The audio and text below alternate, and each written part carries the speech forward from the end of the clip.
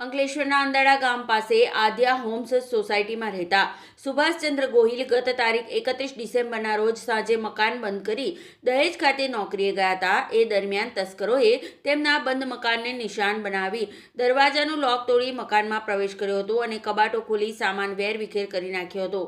તસ્કરોએ air કુલરને નિશાન બનાવી તેને ખોલી નાખી તેમાં મૂકેલ ₹1,93,000ની કિંમતના સોનાના દાગીના અને ₹2,380ના ચાંદીના દાગીના મળી કુલ ₹1,95,000ના દાગીનાની ચોરી કરી ફરાર થઈ ગયા હતા. આ ચોરી અંગે સુભાષચંદ્ર ગોહિલે બી ડિવિઝન પોલીસ મથકમાં ફરિયાદ નોંધાવી હતી.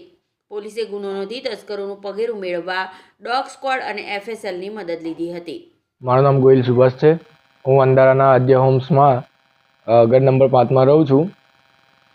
અમે ગત રાત 31/12/25ના રોજ સાંજે 5:30 વાગ્યા જેવું અંગત કામથી ફોઈ સાસુના ઘરે ગયેલ. હું, મારી વાઈફ તથા મારો પુત્ર ત્યાં જઈને અમે અંગત કામથી ગયેલ હતા.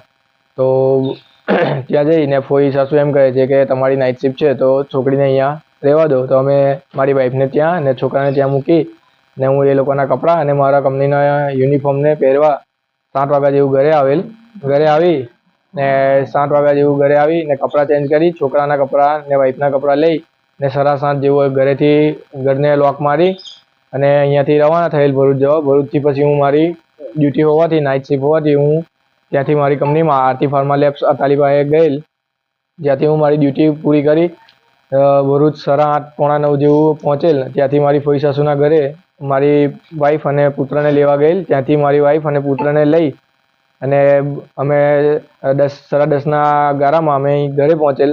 ઘરે આવીને જોતા ઘરના દરવાજા ને એવું બધું ખુલ્લું જોઈને અમને ચોરીની શંકા હોવાથી અમે પોલીસ ફરિયાદ કરેલ છે અને FIR દર્જ કરેલ છે. હવે આગળની ચોરીની તપાસ પોલીસ કરશે. કેટલા મુદ્દા માલ ચોરી થયા છે? આશરે 2 થી 3 લાખ, અત્યારે અંદાજિત 2 થી 3 લાખની રકમ જેવું છે.